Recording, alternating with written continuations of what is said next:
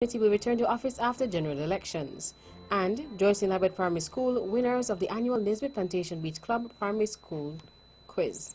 Regionally, Trinidad records 69th murder for 2020. Internationally, Bernie Sanders wins New Hampshire primary ahead of Pete Buttigieg. And in sports, Nevis female cricket team beats St. Kitts by 57 runs. We'll have the details of these and other stories after this message.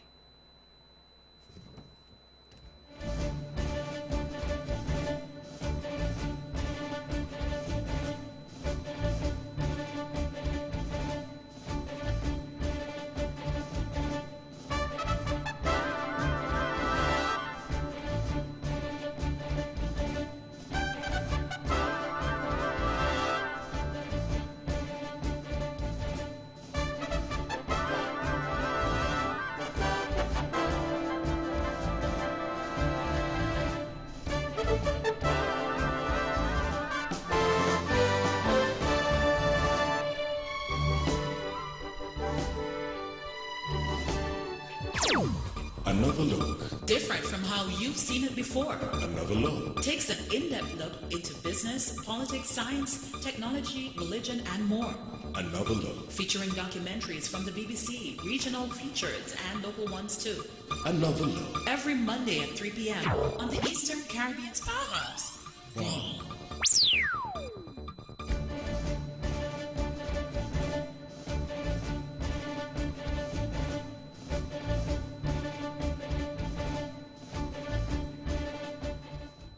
Welcome back. Another national news in detail. As the Team Unity administration continues to be in a celebratory mood, in light of the fact that it will celebrate its 5th year in office on Sunday, February 16th, Prime Minister Dr. Honorable Timothy Harris has expressed his view regarding the upcoming general elections. The Team Unity Coalition, made up of the People's Action Movement (PAM), Concerned Citizens Movement (CCM), and the People's Labour Party, defeated the then-ruling St. Kitts and Nevis Labour Party (SKNLP), led by Dr. Denzel Douglas, in the last general elections on February 16, 2015. Back in 2015, the first sitting of the National Assembly after the Team Unity Alliance defeated the SKNLP was in May 2015.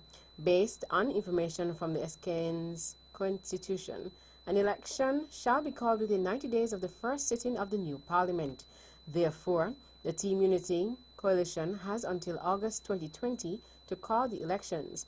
Prime Minister Dr. Honorable Timothy Harris, speaking in Parliament today, February 12, said he is certain Team Unity will serve a second term.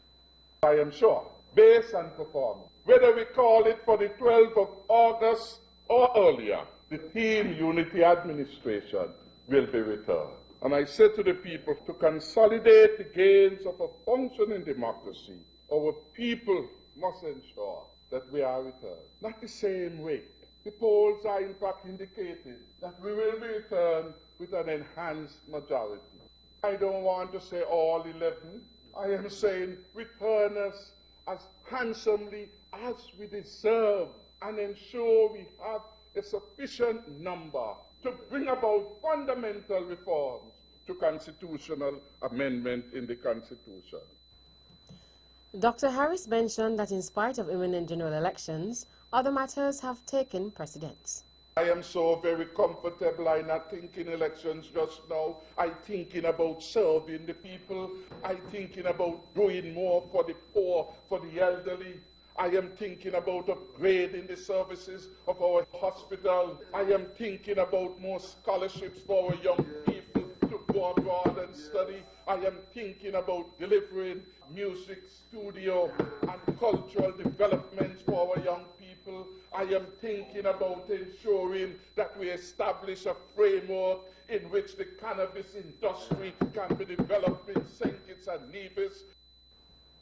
Prime Minister Dr. Honorable Timothy Harris. The 2020 edition of the Nisbet Plantation Beach Club Primary School Tourism Quiz saw Joycelyn Labette Primary School victorious again.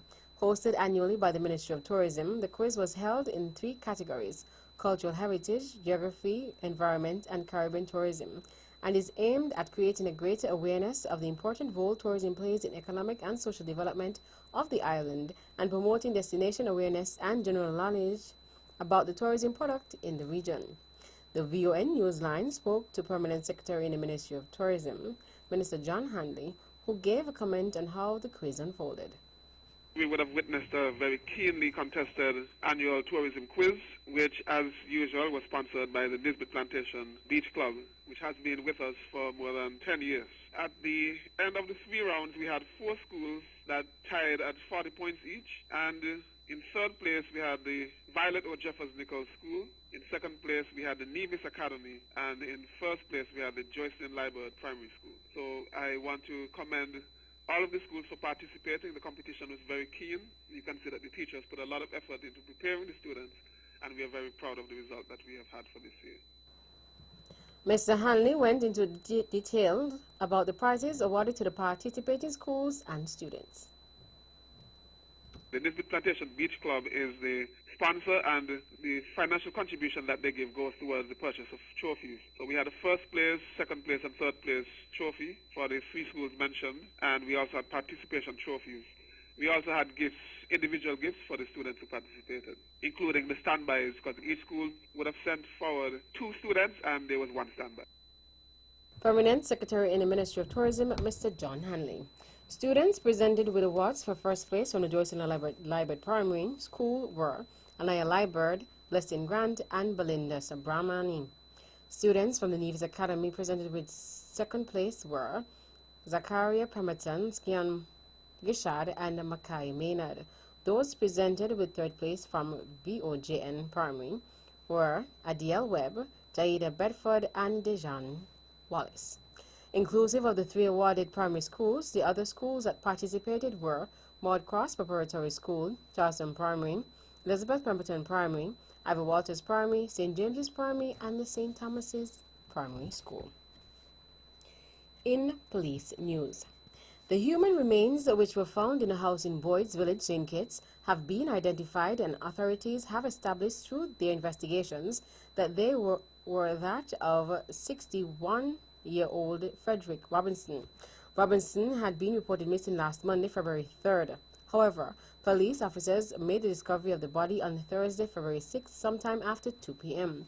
Furthermore, according to a police press release, lawmen have formally arrested and charged 29-year-old Clive Ferrara for the offense of murder in relation to the incident. He was charged on Tuesday, February 11th, and is currently in police custody. Forensic pathologist Dr. Valerie Alexandrov performed an autopsy on Robinson's body on Saturday, February 8th, and concluded that death was as a result of blunt force trauma to the head. Therefore, the police have ruled that the matter is a homicide. A St. Kitts and Nevis national is the recipient of a doctorate degree in archaeology from the Leiden University in the Netherlands, the first in the Federation's history. The milestone was achieved by Mr. Cameron Gill, principal archaeologist and heritage consultant at C.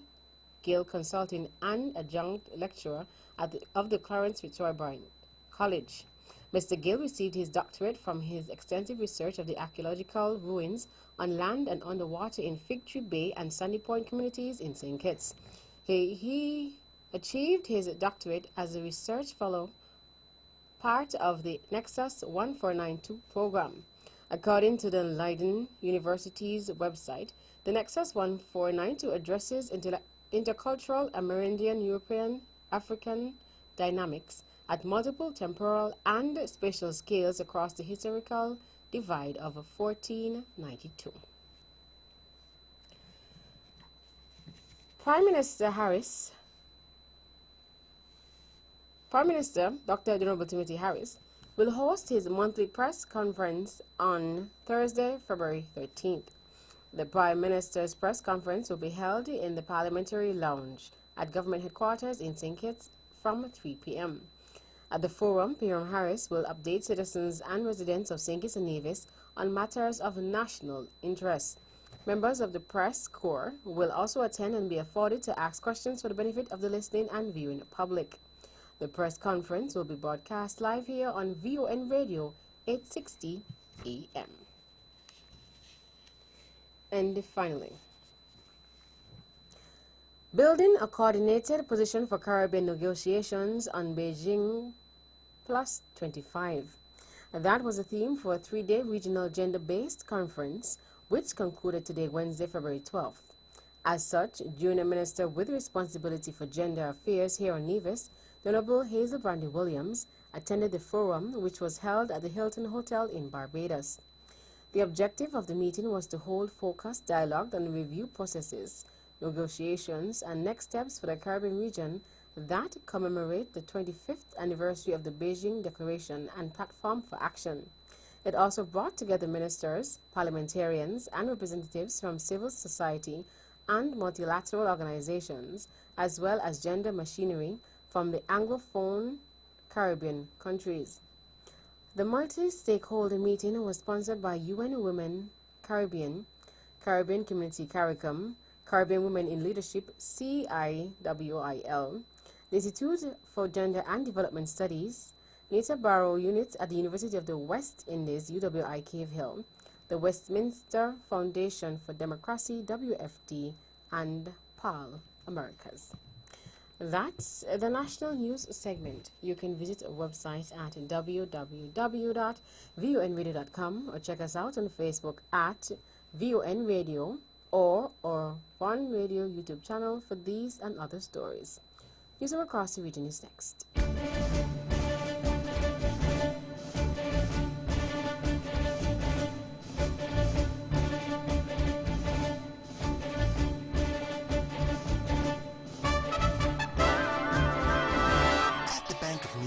We know you have your personal as well as your business needs, and we're here to help. Our knowledgeable staff will work with you to help you achieve the financial success that you or your company needs in a competitive market. We offer solutions that make your banking experience easier, like our savings and checking accounts. Be sure to ask about our youth savers accounts and our Bank of Nevis Gold Club. We offer a wide range of personal loans, including mortgage, land, student, auto, and consumer loans. Have access to your funds instantly with our BeOnline internet banking and our debit and credit cards. We make international banking and investing easy. How's your business? Give it the leverage it really needs by letting the Bank of Nevis assist you with all the necessary funding for all your business expenses. It's that easy. What are you waiting for? The Bank of Nevis Limited, improving the quality of life. Like us on Facebook at www.facebook.com/The Bank of Nevis.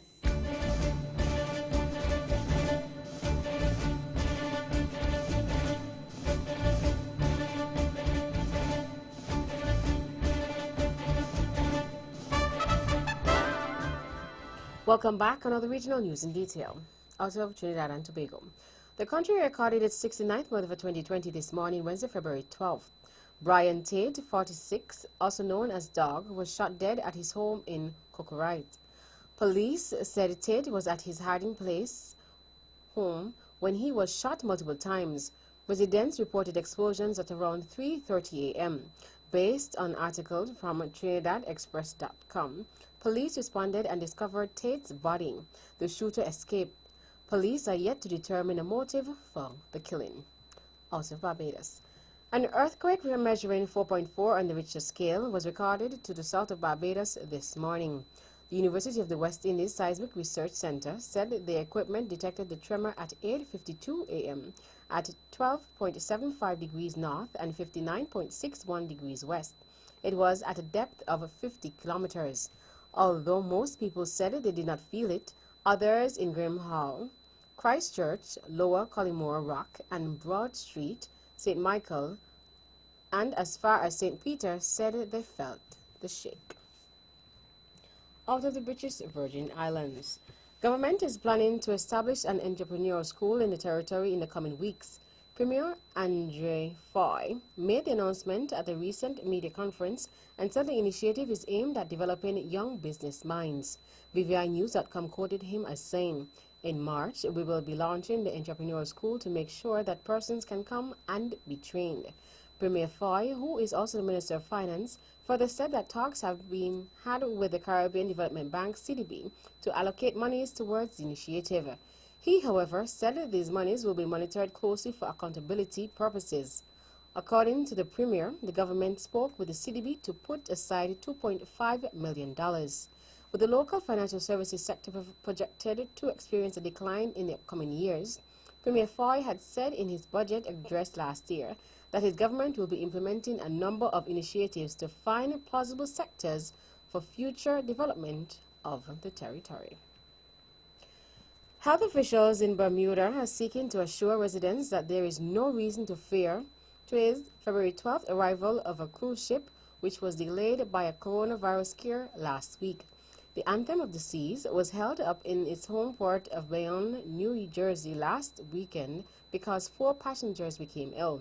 The cruise ship had been set to travel to the Bahamas with a stop in Florida, but will head to Bermuda instead. At a press conference held on Monday to alleviate concerns about the pending arrival of the ship owned by Royal Caribbean, Minister of Health Kim Wilson insisted that protecting the health of Bermuda's residents is her ministry's top priority, and we would never take any action that could put the health of the community at risk.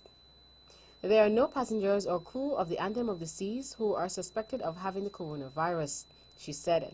Minister Wilson said health and port authorities will continue to apply careful, controlled protocols at all points of entry.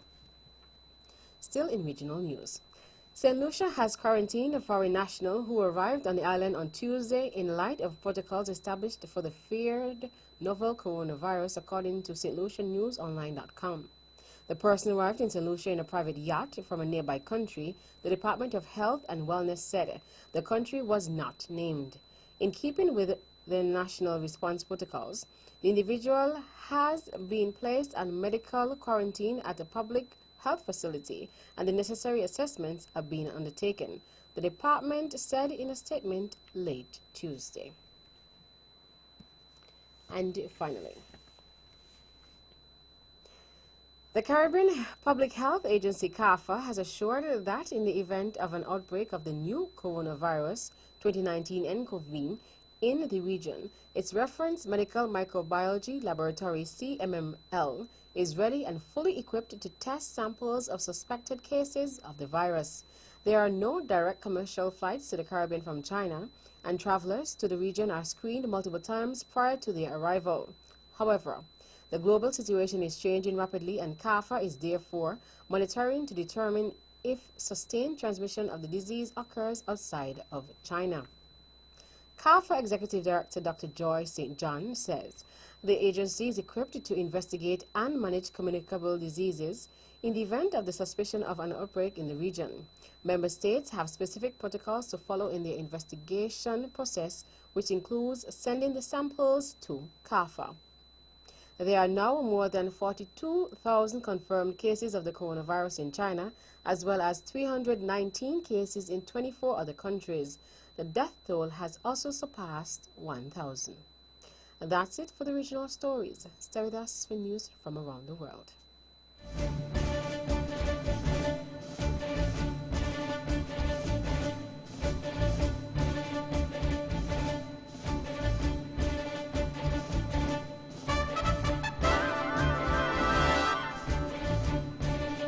Welcome back, and now the international news in detail. Bernie Sanders has won the New Hampshire Democratic primary contest on a terrible night for former Vice President Joe Biden. The left-wing senator took a tight victory over centrist former Mayor Pete Buttigieg, who offered a different Democratic vision in the race to take on President Trump in November. Success in New Hampshire, like Iowa, offers momentum for the race ahead. Finishing behind Vermont Senator Mr. Sanders were two moderates, Mr. Buttigieg and Minnesota Senator Amy Klobuchar, who emerged as the surprise contender by taking third place. Massachusetts Senator Elizabeth Warren and Mr. Biden, two erstwhile frontrunners, finished in fourth and fifth places respectively. Technology entrepreneur Andrew Yang and Colorado Senator Michael Bennet both dropped out of the race. Pope Francis has ruled against ordaining married men in the Amazon region as a means of addressing the shortage of Catholic priests. Bishops backed the measure last year, but the decision needed the Pope's approval to be implemented. Catholic priests are required to abide by the rule of celibacy upon ordination, except in the cases where married Anglican ministers have converted. Celibacy is the state of abstaining from marriage and sexual relations. The BBC's Mark Lowen reports. It is a highly divisive issue within the Catholic Church whether to allow the ordination of married men in isolated regions of the world, such as the Amazon, to address the shortage of priests. Ordaining married men in the Amazon would have made an exception to the tradition of clerical celibacy that has existed within the Roman Catholic Church since the 12th century.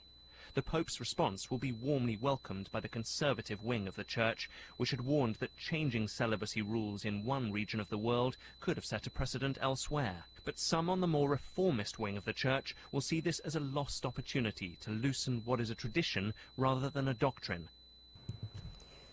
Incidents of white supremacist material being spread across the U.S. rose by 120% in 2019, according to the Anti-Defamation League, ADL. It was the second year that the circulation of racist and nationalist posters and banners more than doubled, the hate monitoring group said. One Texas-based group was responsible for 2/3 of all propaganda. The ADL found that white supremacists held 20% fewer events, preferring not to risk the exposure to the public. The ADL Center of Extremism's report released on Wednesday documented 2,713 cases of propaganda in the past year, compared to 1,214 cases in 2018. The cases amounted to an average of 7 reported incidents per day. University campuses were frequent targets, the ADL found, with all but 7 out of 50 states reporting incidents of banners, posters, and flyers. The ADL, which was founded in 1913 to combat anti-Semitism, said that the data is unmistakable. White supremacists are doubling down on their efforts to promote messages of hate and recruit new members. And finally, Japanese car maker Nissan has filed a civil lawsuit against its former chairman, Carlos Ghosn. The suit, filed at Yokohama District Court, seeks an initial amount of $90 million. The company said it aims to recover a significant part of the monetary damages inflicted on the company by its former chairman. Based on information from the BBC, Mr. Ghosn, who faces financial misconduct charges in Japan, said the firm's maneuvers were continuing. He is currently in Lebanon after jumping bail in Japan. He said in response to the lawsuit, Nissan's maneuvers continue. This complaint is made public on the eve of the Japanese group's financial results. Nissan said it expects the amount claimed in damages to increase in future as it seeks to recover fines it expects to have to pay to regulators because of Mr. Ghosn's alleged misconduct. And that brings us to the end of our news segments. The latest in sports is next.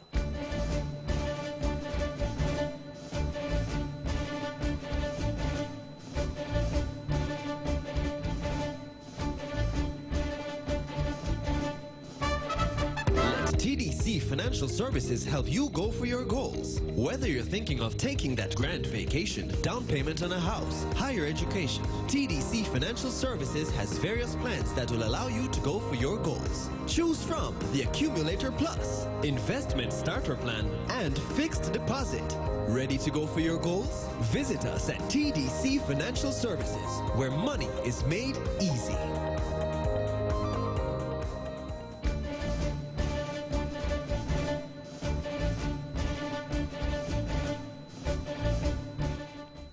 Welcome back, and now the sports in detail. In local sports, the Nevis female cricket team continued its winning ways as they engaged their Kittitian counterparts on Sunday, February 8th. St. Kitts won the toss and elected to send the Nevis team in to bat first. Summarized scores: Nevis 163 for 2 from 25 overs. Melicia Clark 71 runs. Davonique Maynard 49 runs. Kishana Huggins 1 for 21. Jazara Caxton 1 for 34.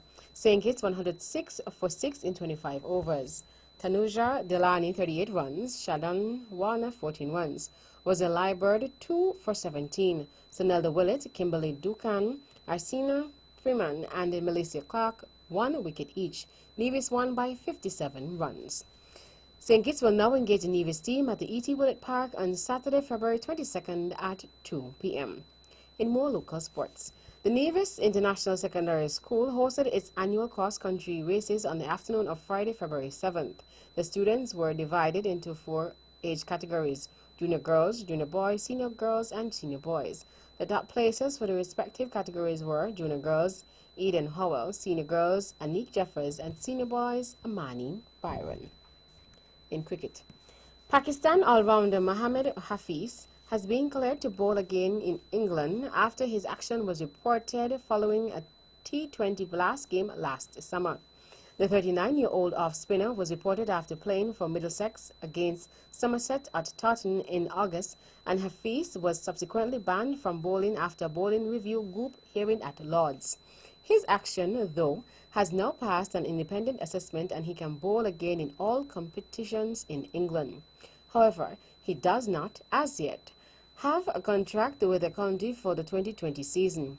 Hafiz made 4 T20 appearances for Middlesex last summer, taking 2 wickets and hitting 115 runs with the highest score of 48. In more cricket, the following are the points standing after round 4 of the WICB Regional Championship. Barbados Pride 65.2 points, Guyana Jaguars 49 points, TNT Red Force 41.6 points, Windwards Volcanoes 40.4 points, Jamaica Scorpions 36.8 points, Leeward Hurricanes 29.2 points. In basketball, Luka Doncic has missed the Dallas Mavericks' last 7 games to recover from the right ankle sprain he suffered at practice in late January.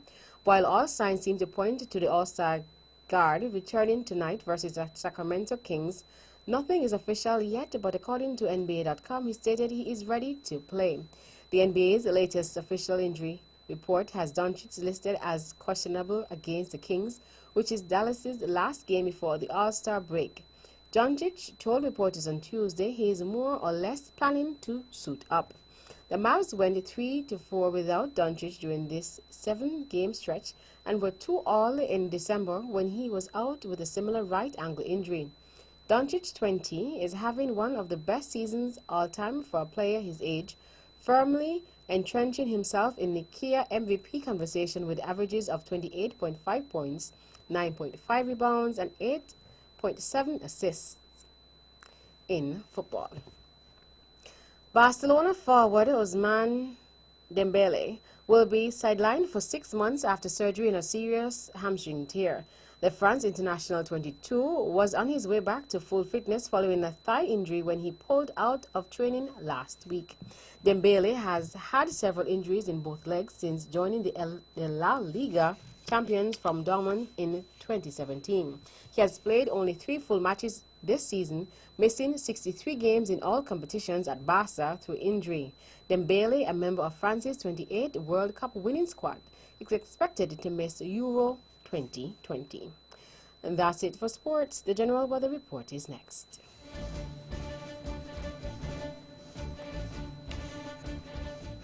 Welcome back, and now the local weather forecast for St. Kitts and Nevis.